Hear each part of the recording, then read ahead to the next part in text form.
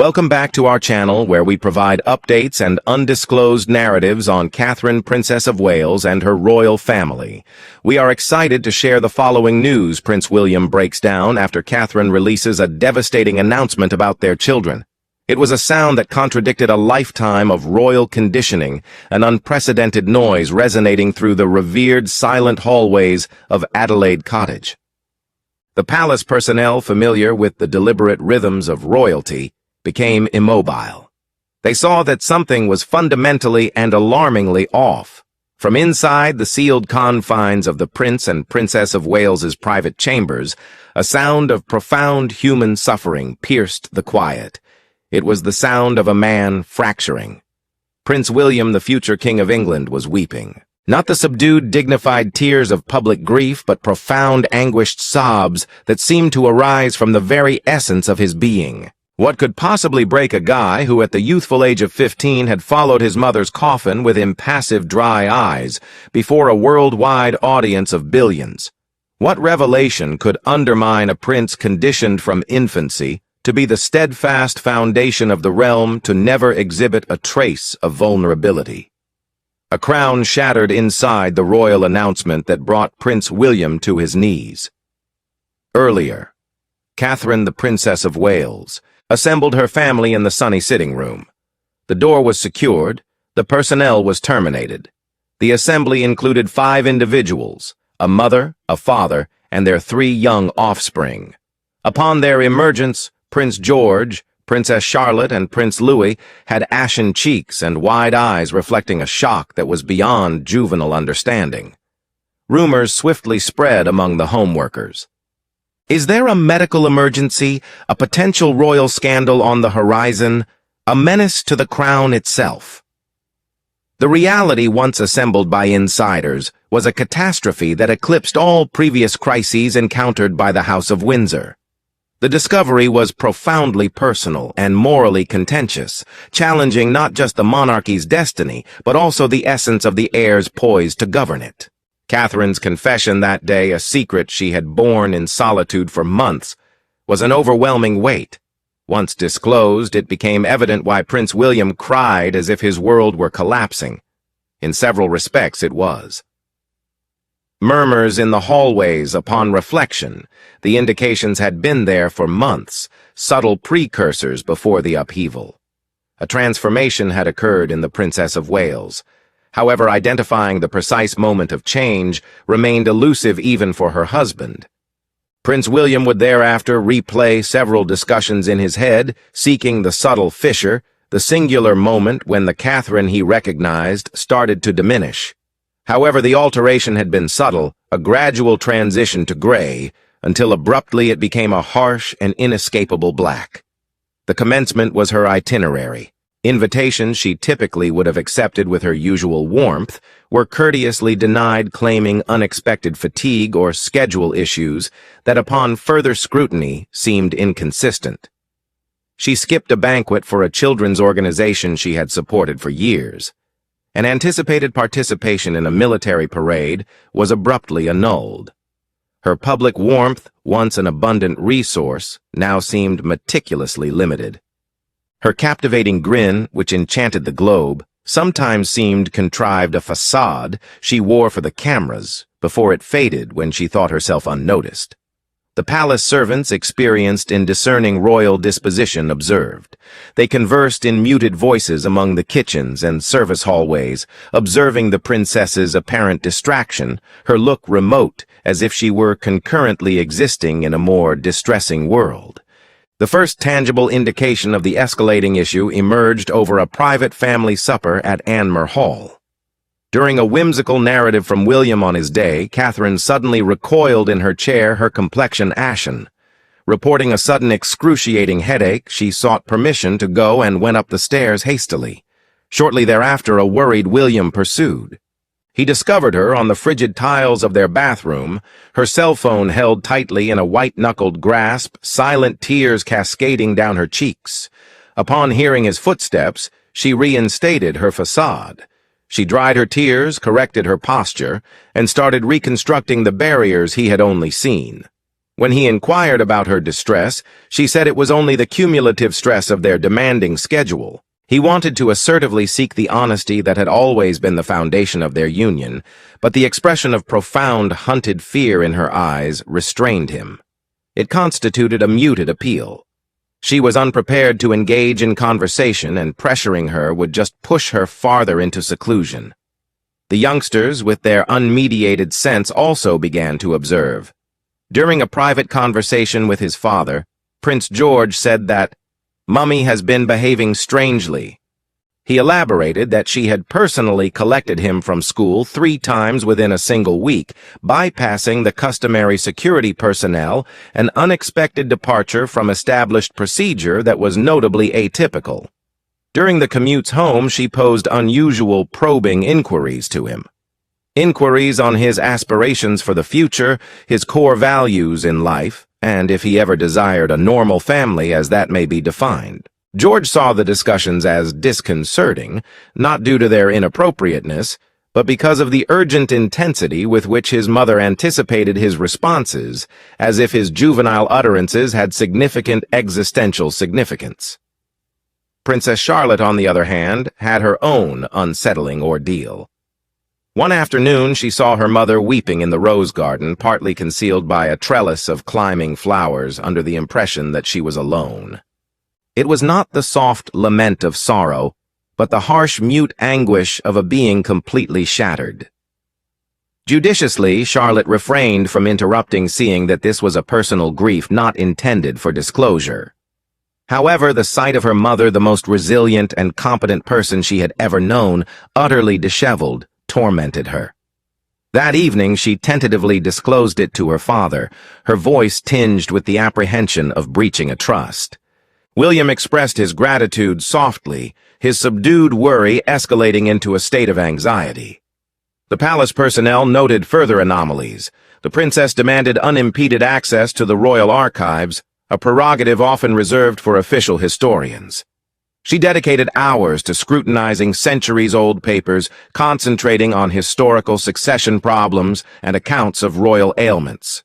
Upon the royal librarian's inquiry on her abrupt interest, she provided a credible, albeit ambiguous, rationale concerning the preparation of documents for an impending project on royal history. To those acquainted with her, it seemed akin to a fabricated narrative. William reached his breaking point on a Tuesday evening after the children had gone to sleep. He could no longer endure the burden of the unarticulated, the accumulating proof that a grave menace was devouring his wife from inside. "Catherine, I beseech you," he said, his tone soft but resolute. "Regardless of the circumstances, we confront it collectively. You need not bear this burden in solitude." She gazed at him, her eyes a tumultuous amalgamation of anguish and an indeterminate emotion, possibly fear or a deep-seated remorse. "I am aware," she said, her voice hardly perceptible. "I assure you I will provide all the information. Imminently. At this moment I need your faith. I need your conviction that my actions are essential regardless of their current lack of clarity." Her comments provided little solace, rather exacerbating the enigma. Sleep transformed into a luxury that William could no longer sustain. He remained awake night after night, his imagination a tumultuous whirl of dire possibilities. Was she unwell? The notion instilled a surge of sheer dread inside him. Was anybody menacing her? Blackmail constituted a persistent, if remote, menace for individuals in their circumstances. Had she uncovered a catastrophic familial secret that had fundamentally altered her understanding of the institution into which she had wed? He was coming home prematurely from an engagement when he heard her voice emanating from the study. She was on the phone, her tone frantic and laden with passion. "I am uncertain how much longer I can conceal this from them," she said, her voice faltering. "They are entitled to the truth. With each passing day, the situation becomes more daunting. I am apprehensive about the impact this will have on children.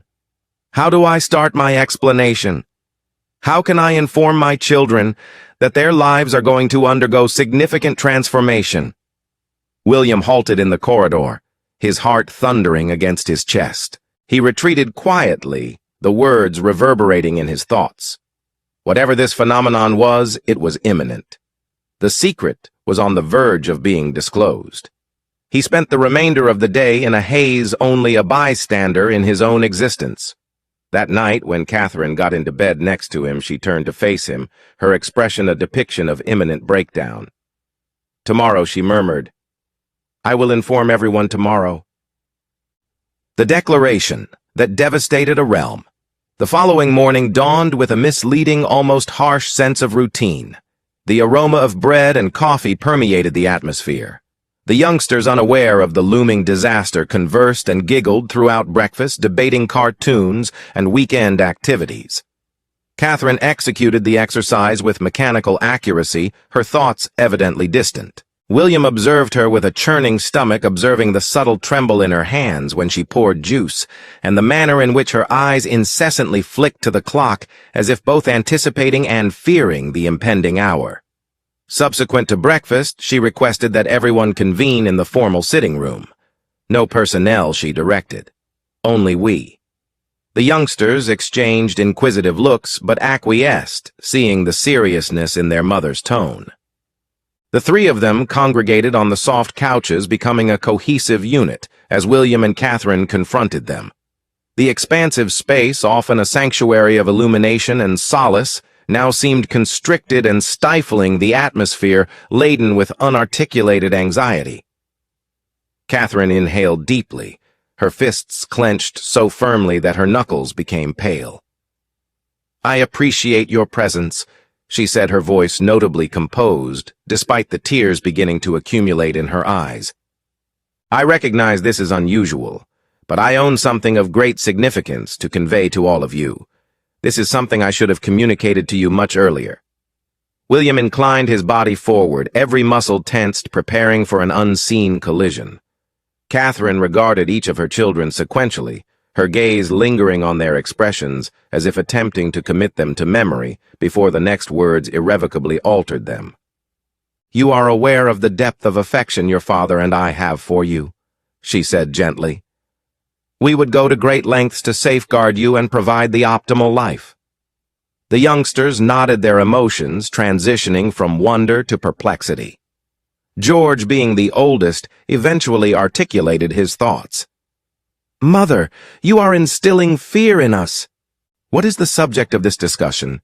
Catherine swallowed with difficulty, mustering the fortitude for words that seemed to struggle for release. "This pertains to our family. It pertains to choices taken before your birth. Decisions that impact all of you in ways I did not fully comprehend until lately." William's perplexity intensified. Prior to their birth. What secret could potentially extend so far into the past? Catherine continued, her voice barely above a whisper. "When your father and I wed, our greatest desire was to have children. However, everything did not transpire as effortlessly as we had anticipated. We endured prolonged hardship. We consulted doctors, pursued various therapies, and encountered disappointments that almost shattered us." William recalled those challenging, intimate years, the unspoken tension, the collective sorrow, the pang of aspiration and bereavement, all sustained while maintaining an impeccable public front. However, they had successfully navigated it. They had their exquisite offspring. What was she articulating? She inhaled unsteadily once again. "We ultimately sought assistance via sophisticated medical interventions. Treatments that provided us with the most likelihood of achieving our envisioned family." The youngsters listened, not really comprehending the professional terminology, but perceiving the profound significance of their mother's revelation. Catherine's subsequent words emerged in a deluge, as if articulating them rapidly might mitigate their impact.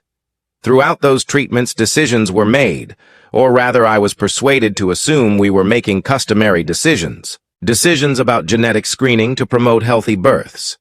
However, I have lately acquired knowledge that has transformed everything. A grotesque entity." William had a cold sensation coursing through his veins. Genetic screening. What was the intended direction of this? Catherine's eyes finally met his, and tears started to stream down her pale cheeks. "William, the clinic we used, the physicians we relied upon. They were not truthful with us. Several months before I discovered via an unrelated medical inquiry that the facility had been doing unapproved genetic changes, undisclosed experimental techniques administered to patients, procedures that impacted the children we conceived there. The chamber started to rotate. William understood the terms genetic alterations, unlicensed, experimental, but his intellect could not integrate them into a cohesive reality. His offspring. Catherine hurried along, requiring to eliminate the toxin before her resolve diminished. I have been collaborating with legal professionals and medical specialists to comprehend the actions taken. The alterations were not intended to be detrimental. Conversely, they were intended to augment certain characteristics: cognitive ability, physical well-being, and resilience to genetic disorders. Actions that seem beneficial, but were executed without our agreement, prompting significant ethical dilemmas. Inquiries on the implications of playing God and its consequences for the future of our children. George sprang to his feet, his expression one of incredulity. "What are you articulating?" he insisted, his voice quivering. "That we are atypical.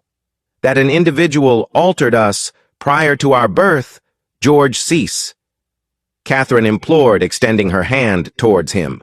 He flinched, his look a tumultuous blend of bewilderment and growing anger. "We were unaware. We would have never consented to this. We believed we were receiving conventional fertility therapies. The clinic deceived us and several families.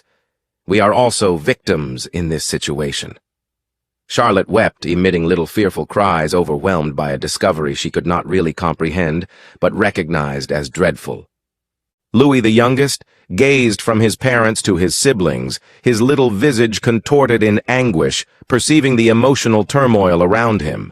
William ultimately discovered his voice, however it manifested as a constricted, unfamiliar tone. "What is the duration?" he rasped. "What is the duration of your acquaintance with this information?" Catherine caught his gaze, her expression of remorse and despair striking him like a physical blow. 3 months, she admitted. "I have been aware for 3 months.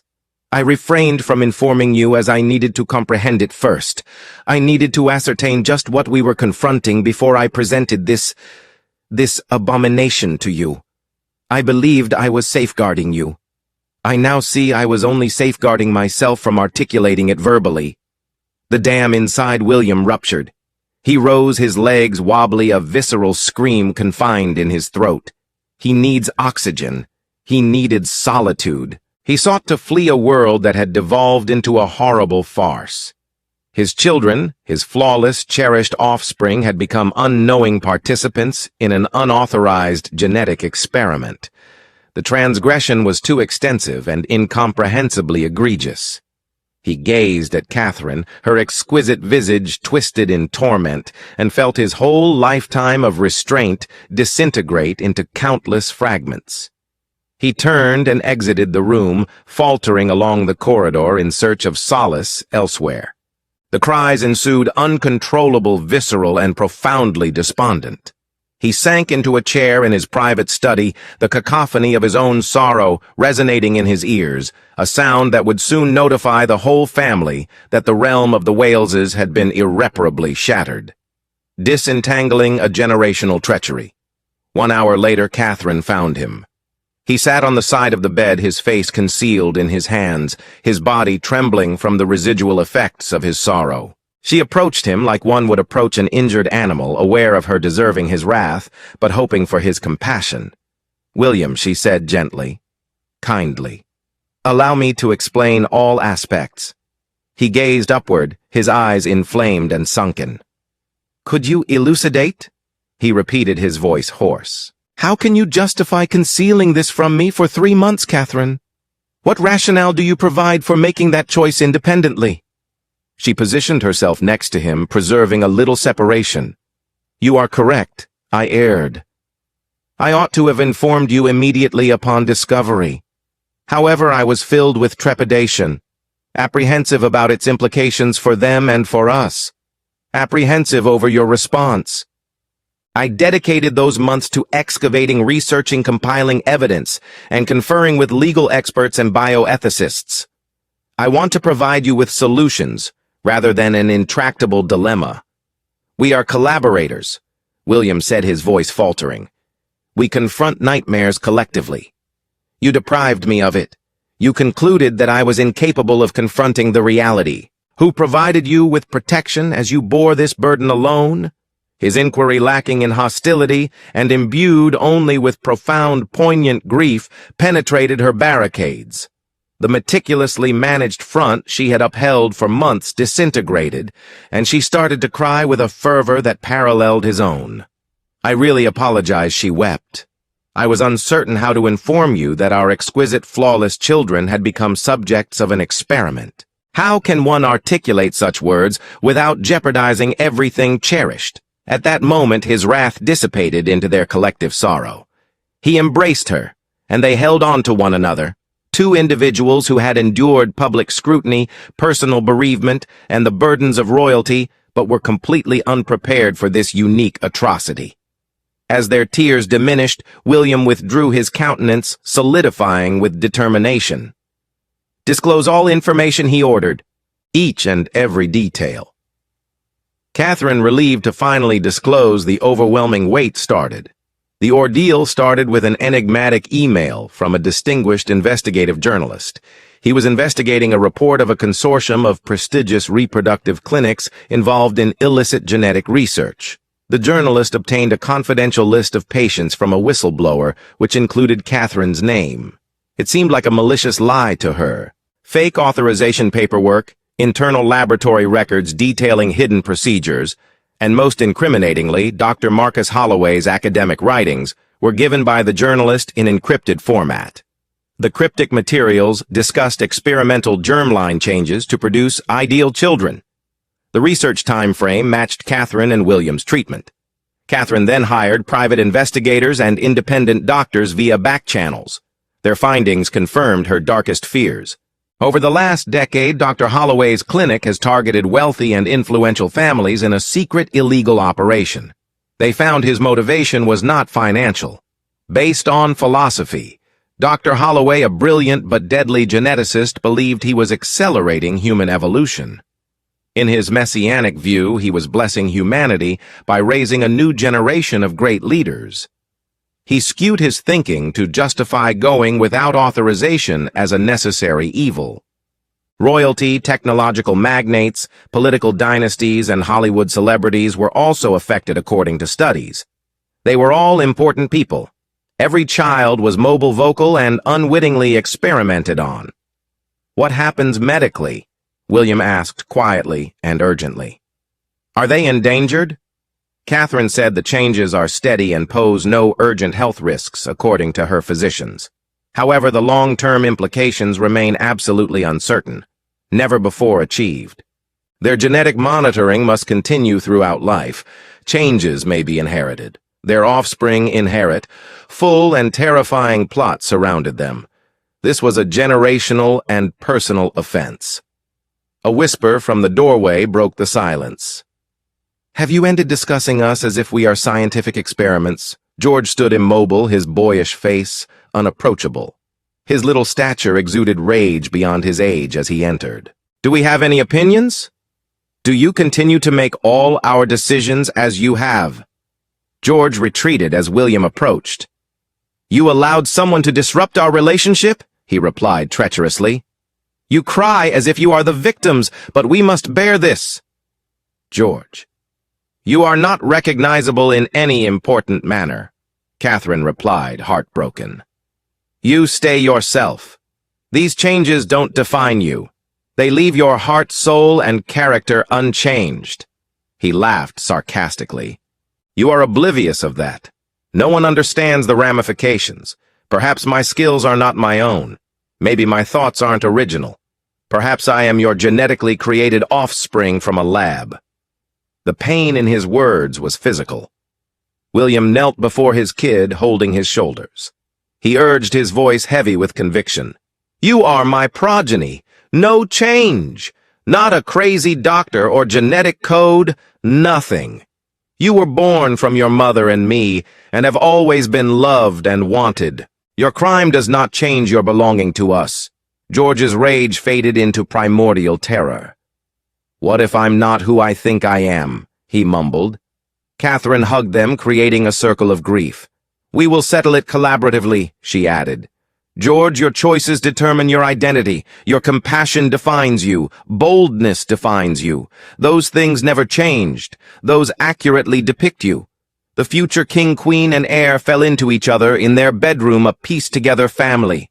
Suffering forged purpose." Crisis management was hard in the weeks that followed. The family became emotionally isolated. Charlotte kept silent and used vague, confusing images to communicate herself. Louis, young and inexperienced yet sensitive to the turbulence, became too attached and worried. George's grief turned into extreme rage at having his identity stolen before his birth. Meanwhile, palace equipment started working. This couldn't be hidden. A looming media expose and legal proceedings prompted a narrative management choice. It was well written to depict the family as victims of a criminal medical conspiracy. Global outrage ensued. News networks covered 24/7. Ethics experts discussed the implications live on TV.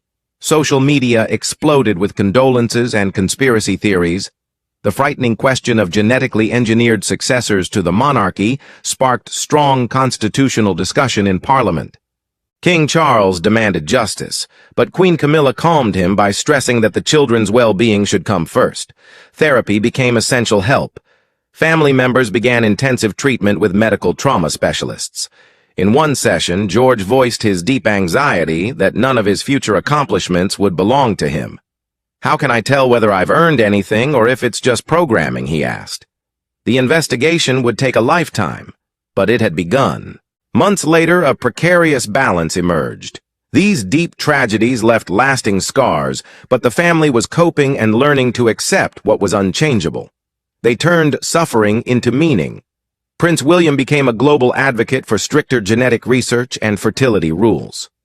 Catherine used her own isolation to create a covert, encrypted network to help other families affected by Dr. Holloway's experiments share resources and build community away from public attention. George became interested in bioethics because of his existential questions and his desire to be a leading voice on humanity's genetic destiny. He took charge of his forced tale. Charlotte developed her voice via art. Her melancholy sketches became bright, dramatic pieces that welcomed variety and questioned normal. Her school exhibition art connected with the art community. 1 year after the announcement, the family watched a movie in their living room. From the outside, everything seemed like perfect domesticity. Their victory was hard-earned. They survived. Though changed, their family remained intact. William stared at Catherine, etching in his mind her tearful face on that terrible day. As he extended his hand to hers, history, grief, and love flowed between them. The future was a vast mystery with no clear answers. However, they would face it together. Their children's laughter filled the room, more priceless and resonant than any royal fanfare. It showed endurance via sound, the sound of a strong family that has overcome misfortune. Not the life they had envisioned, but one they were building together slowly. This was adequate, they decided. Thank you for watching the video. Please let us know your thoughts and say goodbye for now.